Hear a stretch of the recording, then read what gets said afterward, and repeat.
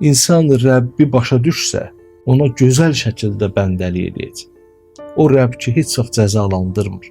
İndi o zalimlar heç, dinin düşməni, zalimlar, o başqa. Amma bir mömin adam bir səhv iş görsün, Allah onu belə olmur. Belə olmur. Qəza və qədərlə insana bəzən başına hansısa bir hadisələr gəlir, amma bu Allahın şəxsən insanı cəzalandırmaq anlamına gəlmir və gəlməməlidir. Allahla bax belə tanış olmalıyıq. Allahın bizə səmimi Rəbliyini başa düşməliyik. Allaha and olsun ki, mənim etiqadım budur ki, bundan sonra hər şey düzələcək.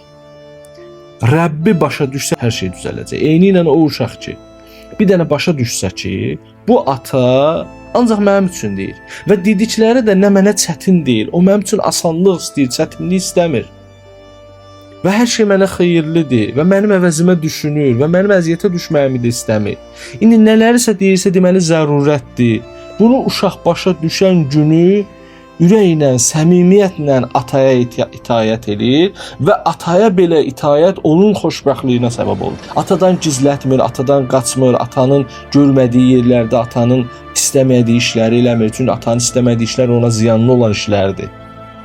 Və beləliklə bütün atanın iradəsinə tabe olur deyə, ata da onu çox istəyir və atanın yaşı, təcrübəsi ondan çoxdur deyə təbii ki, dedikləri də ona birbaşa faydalıdır və bu hamısı uşağın xeyrinə çatır.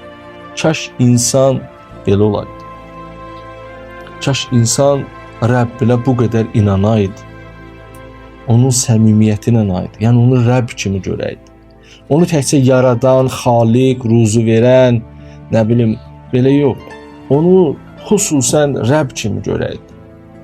Rəbb yəni tərbiyə eləyən, Rəbb yəni onu sevərək tərbiyə eləyən, onun xeyrini istəyərək tərbiyə eləyən, səviyyəli şəkildə hörmət eləyə-eləyə tərbiyə eləyən kimi görəydi. Heç vaxt əlində qamçı bizi tərbiyə eləmir. Necə ki, yaxşı valideynlər də döyməklə, nə bilim, filanla tərbiyə eləməzlər. Məhəbbət göstərə-göstərə eləyərlər.